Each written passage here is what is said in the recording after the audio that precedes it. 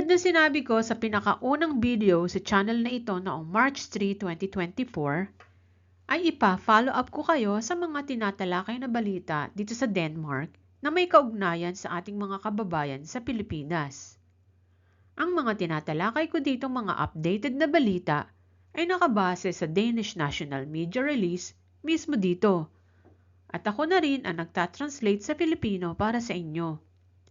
Hindi ko kasi pwedeng i-broadcast sa channel balita mula sa aking source due to copyright issues, kaya i-share ko ito in a way na ma-update pa rin kayo.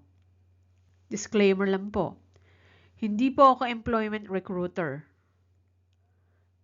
Yung babanggitin kong mga ahensya ng gobyerno ay wala po akong koneksyon o pakinabang na nakukuha mula sa kanila. Ito ay kailangan ko lamang banggitin bilang gabay sa inyong panonood.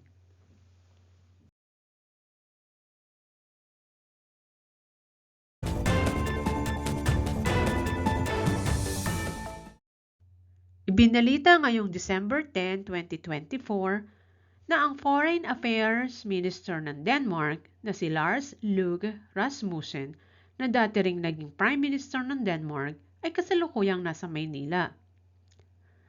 Ayon sa balita, sa darating na panahon ay mas marami daw na mga dayuhan ang makakapunta at makakapagtrabaho dito sa Denmark sa larangan ng pangkalusugan o health sector.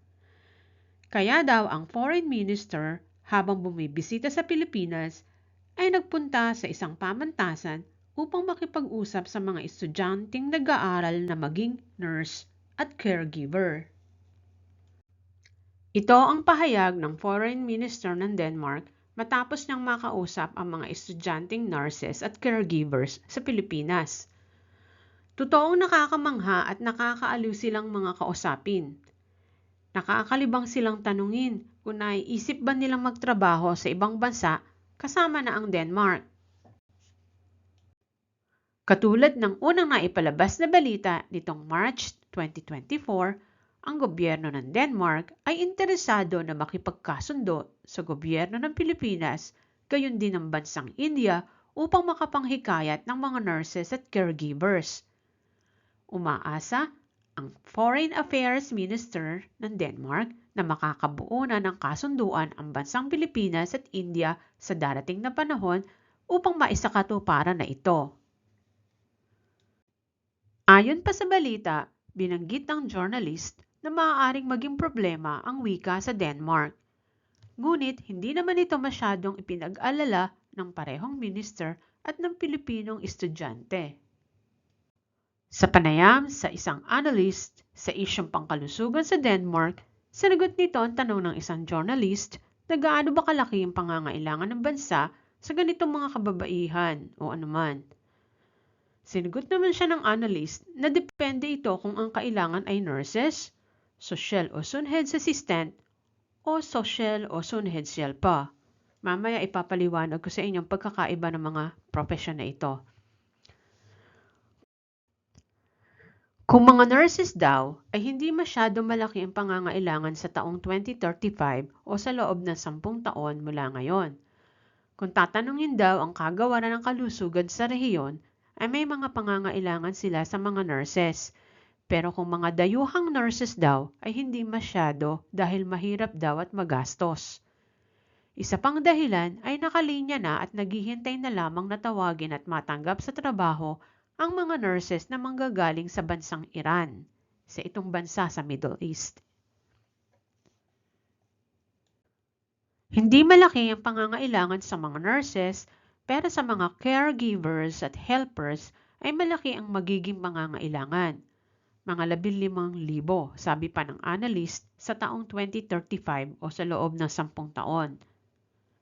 Nagtanong muli ang journalist, gaano ba kahirap maisakatuparan ang mga napag-usapang ito sa pagbisita ng Foreign Minister sa Pilipinas?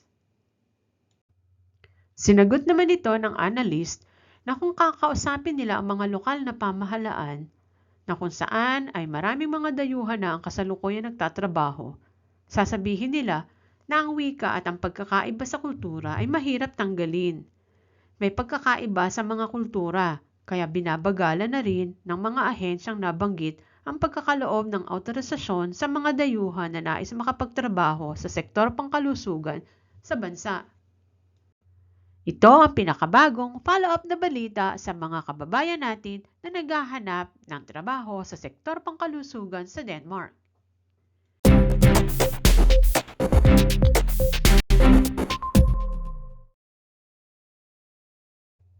Ngayon naman ay magbigay naman tayo ng ating mga kuro-kuro o opinyon sa balitang ito. Alam nyo kasi, dumadaan sa tamang proseso ang gobyerno ng Denmark. Ipinapakita nila sa buong mundo na sila ay modelong bansa, balanse at sumusunod sa mga pamantayan na itinatadhana ng kinabibilangang mga pandaigdigang samahan at organisasyon katulad na lang ng European Union at United Nations.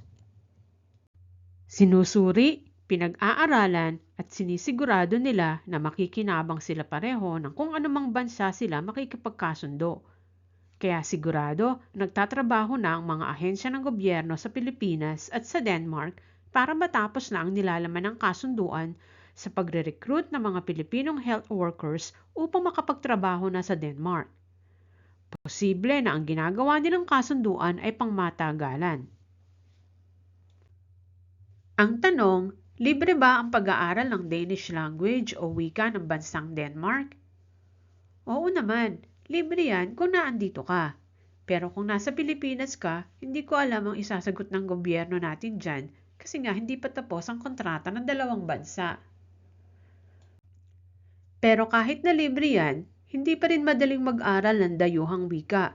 Kaya kung interesado ka magpunta at magtrabaho sa Denmark o sa Scandinavia, dapat ngayon pa lang ay magsimula ka ng mag-aral para mas malaki ang tsansa mo na matanggap sa trabaho. Sigurado mataas ang standard niyan kasi European Union member yan, mayamang bansa.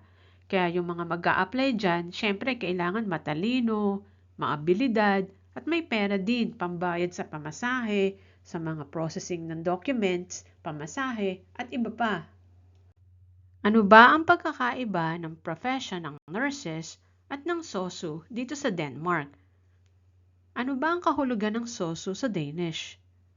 Ang SOSU ay nangangahulugan ng social o sundhed, sa English, social and health.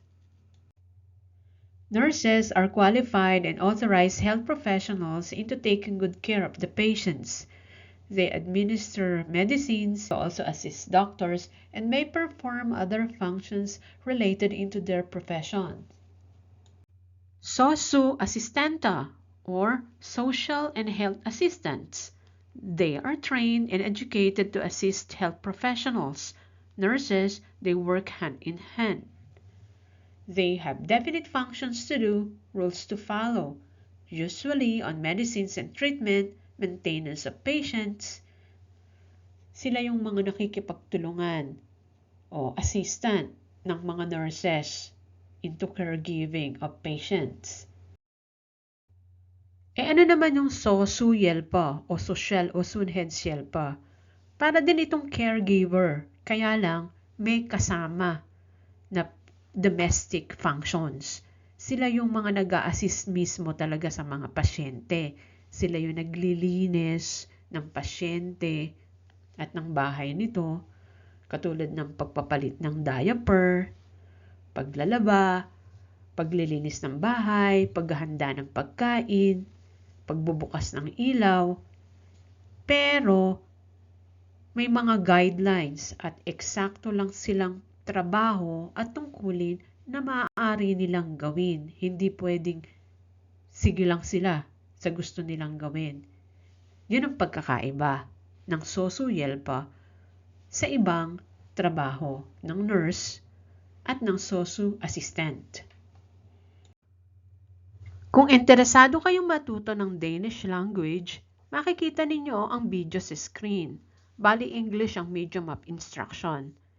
Hindi syempre ito pamalit sa language school ng Denmark, kaya hindi ito intensive. Pero libre ito, basta may motivation at time kayo, pwede ninyo ito itry. Mag-comment kayo kung may tanong kayo. Mag-subscribe na rin Like and share this video kung interesado kayo sa topic na ito.